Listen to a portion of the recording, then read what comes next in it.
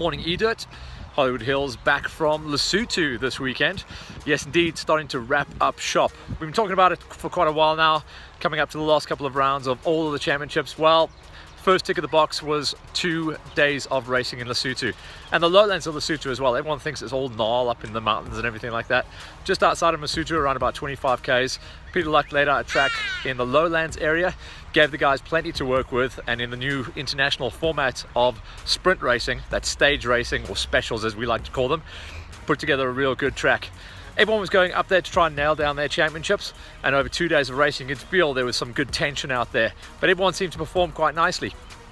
Winningest man on the weekend, Double T, Travis Teasdale, on the Brother Factory Leader Tread KTM.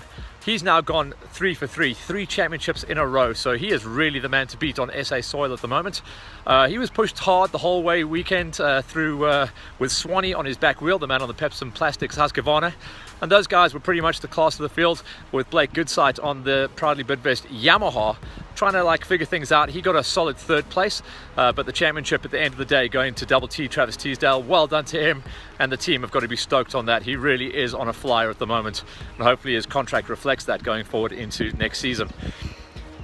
The rest of the categories, the 200cc category, that was an absolute nail-biter. There was about 3 guys that were kind of mathematically in with a shout, but realistically there were 2 guys that were going to be going at it for the championship chase, and that was the 2 Brother Leader Tread Factory KTM riders of Dwayno, that's Dwayne Clenhams, and Scotty B, Scott Burberry. Both of these guys are yet to claim a national title. On the weekend, it was Dwayno's show. He took both days, but Scotty ran him close enough to stay in with the shout for the championship, and come the end of play, it was Scotty who cracked a wry smile and nailed down his title. So well done to Scotty B, and well done to KTM. On the KTM front as well, remember, we're running in the silver class, and that means we've got our fastest lady out there, and that's Kirsten Lantman. She's gone undefeated on the season. She stayed undefeated on the season and nailed down her silver class championship as well. So she remains the fastest lady in the West, but she's got some challenges coming, because old Fast Fred from Husqvarna, he brought over one of the factory Husqvarna ladies. That's Sandra Gomez, yeah, Alfredo Gomez's sister. She's just off walking away with an incredible world title in trials racing for Team Spain. She came across, she raced in the E1 category, and she's obviously trying to get herself ready for the roof. So we'll talk about that a little bit later on. But she was up there, but it was all about Kirsten walking away as best lady and top of the silver category. The rest of the classes, bit of a wild one. Wild Will Gillett, he's been battling to get his form going the whole way through the season. Even though he took the win on day number 1, Hilton took the win on day number 2, and Hilton Haywood from Haywood Suspension on the KTM 150 nailed down his Masters title. So he's still untouchable as far as that goes. In the Masters, in the seniors category as well, the story has been the whole way, it's been Bruce May. The Bruce May show. When Brian Capper is in the mix, and he was on day number 1, unfortunately choosing to not race on day number 2, and that meant the senior title goes to Bruce May. So well done to Big Bruce. He has been in good form the whole way through the season. On the high school category side of things, little Maddie Green and Stefan van Deventer have been going at it hammer and tongs the whole way through the 2017 season. The beginning of the year was all about the Yamaha man.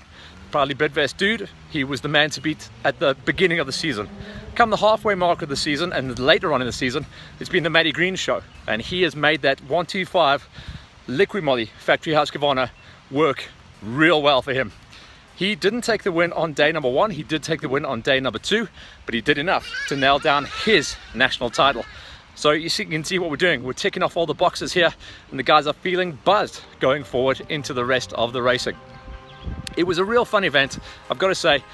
Maybe a bit of a basic cross-test layout, pretty much just a flat field with pegs and tape, but it gave some good racing and close times as well. But well done to all of our category racers for putting on the big show. It was a good experience to see these guys really hustling for the 2 days of racing, and to all of our new champions as well as repeat champions from Hollywood Hills, congratulations to you guys. On an international note, unfortunately a no-show this weekend up in Lesotho for Wade Young. He had international commitments going across and racing in the Sea to Sky event in Turkey.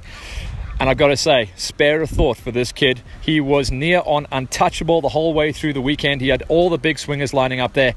Everyone was lined up. Everyone was full fitness. And he had the win in the bag until about the last 300 meters.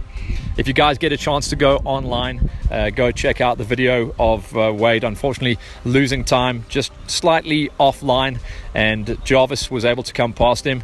Our boy did manage to get a third place finish, but the win was definitely there. So commiserations to Wade, but he is definitely in good form going forward into Roof. But he's just had one of those rough seasons. By his standards, third place is a low finish. For all of us, it's absolutely incredible. But well done to Wade Young for third place at Sea to Sky. But you know, a heartbreaker for a win that definitely was there. So what else is coming up? This weekend, we're going to be going forward into the final round of the GXCCs. That's going to be a fun one because obviously there are still plenty of championships to watch out for. Taki Bajajis has already wrapped up the OR3 championship. In the OR1s, Dart has nailed that down. So that leaves all of the rest of the categories to go out and get the job done. And it's not a far one as well. It's just up the road in Bronkhorstspruit. So it's going to be fun to see what they can do. I'm going to be lining up with the wild class racers. It's been a long time since I packed my kit bag, and it's just going to be a super fun thing to do. I'm not out there to win the race. I'm not out there to screw anyone's championship up as well. I just want to go out there and be part of the racing action. So I'm going to go out there off the gate with the wild class. I'm going to race as fast and hard as I can for one lap. Come park it back in the pits, jump back on the mic with you beautiful people. I'll be out of the pits for about 45 minutes, hopefully not longer than that, and just have a bit of a rip. Thanks once again to Cam Becker for hooking me up with his spare 350, and to everyone who came on to help me out with some plastics, the Polysport guys, as well as the guys from Bandit Signs and Thor, making me look factory fresh. The rest of the month as well, in fact on the same weekend as GXCC, the final round of the Lowveld Enduro Club, so slightly different marketing as well there, because obviously the GXCC is for the pinners and the Lowveld is for the rock hoppers, and they'll be getting themselves up there, getting ready for the last push towards the roof. So good luck to those guys as they go forward out there. Then a little bit of a gap in the middle part of the month, and then right at the end of the month, the final round of the National Off-Road. It's the Atlas Copco Gold 450, where the cars, bikes and quads all come together once again.